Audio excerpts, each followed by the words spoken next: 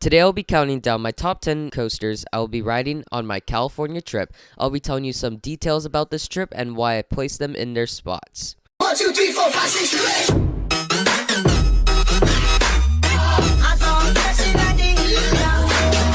Alright guys, welcome back to another countdown. If you're new here and roller coasters are what you're into, then please consider subscribing for content all about roller coasters.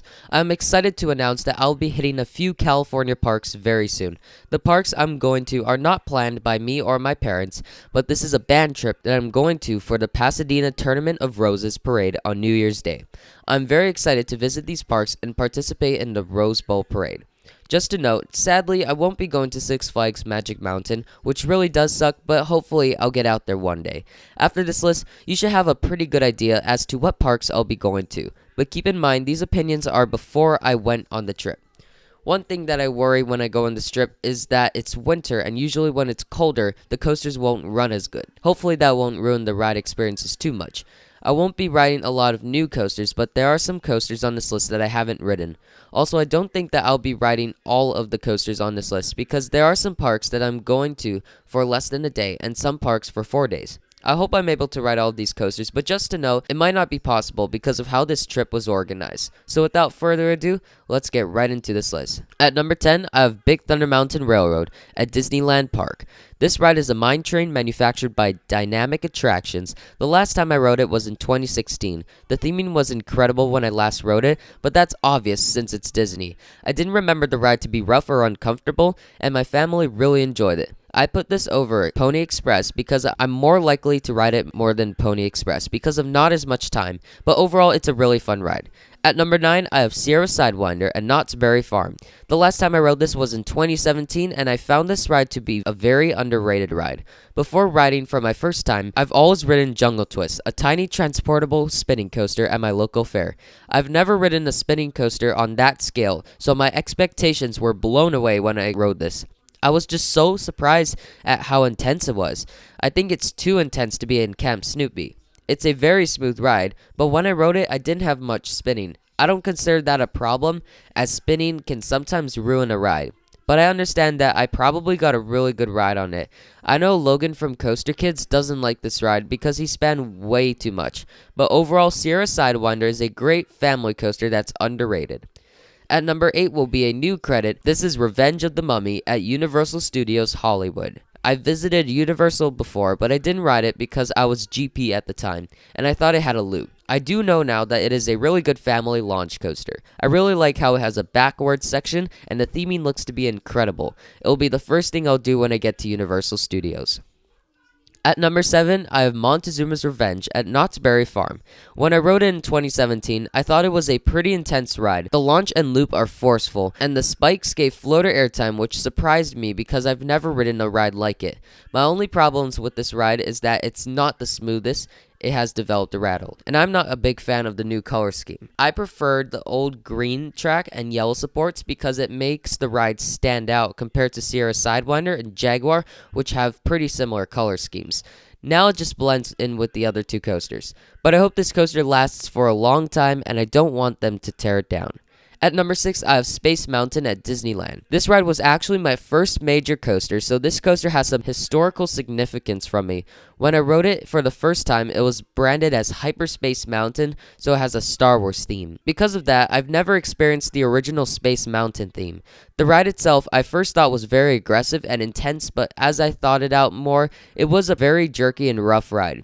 The theming is what really made me like this, though. If this ride was on its own, then it would be a pretty bad coaster, but I heard Disneyland Space Mountain is better than Disney World's, but this will probably be the first ride I'll ride when I go to Disneyland.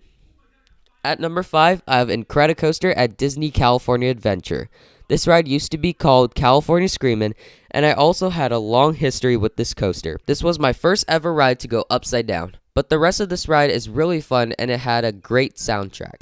But now that it changed to Incredicoaster, it has some pros and cons. The tunnels look really cool with the Incredibles characters in it. I also really like the water effect before the first launch. But the theme itself I think is a little weird. Instead of theming it to the Incredibles fighting or Dash babbling on about going fast, this coaster is themed to Jack escaping and their family trying to find him. But besides that, I'm really excited to see how this coaster is after 2 years have passed. At number 4, I have Silver Bullet at Knott's Berry Farm. This coaster probably dropped the most in my rankings since I last ridden because I heard more and more people say that this is one of the weakest B&M inverts, but I thought this coaster does have some forces. The drop is pretty much non-existent, but the vertical loop is great. That overbank turn is amazing and gives you a little bit of hang time. I thought the Cobra roll was okay. It wasn't anything special, except that it made for a good entrance. The 0G roll, which is my first and only 0G roll, was a pretty weird but awesome sensation. After that, it gets pretty weak, but the double helix is probably the most forceful part of the ride. I probably won't ride this when I go because I have a limited amount of time and I want to spend time riding the next 3 on this list. At number 3 is my most anticipated coaster on the trip. This is Hangtime at Knott's Berry Farm. Now when I looked at the animations, it looked like it flies through the inversions and it would be an intense ride. But when the testing footage came, I was a little bit let down, but then I thought it would deliver more hang time. But now it seems like it's running in the middle. It's apparently too fast to give hang time and too slow to be intense. But besides that, the drop looks really good but a little short. The first 2 elements look really cool, but the corkscrew I heard has a jolt, which doesn't sound good. The last few elements look really good and the whole ride looks solid. But the night package by KCL looks insane. I'll try my best to get a night ride on this, but overall this ride looks really fun and a great fit for Knott's Berry Farm.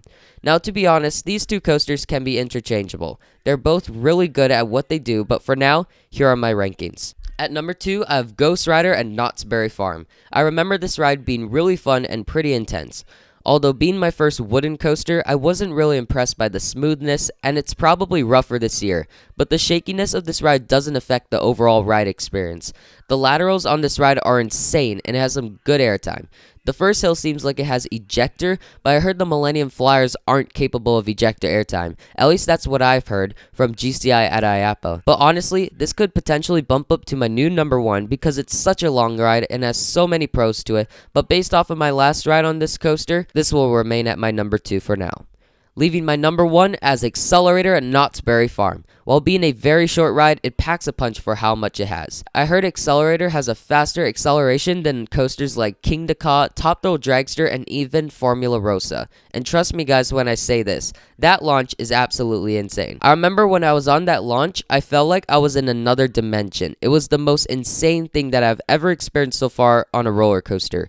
You get some decent airtime going over the top hat and a great view of the surrounding area. The drop isn't very memorable, I'll say that, but at least it doesn't have a 270-degree twist like TTD and King Ka. This ride is so fast-paced and intense, and that is why this is my current number 1. I showed you my list, but I want to know, what are your current plans? Let me know down in the comments your future plans and list the top coasters you will be riding on your future trips. I bet your trips will be much better than mine, but I gotta appreciate this trip, considering where I live. Also, recently I found out that I have a small amount of time at Knott's Berry Farm, so I'll try ride as much as I can, but don't be too surprised if I can't ride all of the coasters at Knott's Berry Farm. So if you enjoyed this video, then please leave a like. I really appreciate it. And if you're new here and roller coasters are what you're into, then please consider subscribing for content all about roller coasters. Thank you so much for watching. I'll see you next time.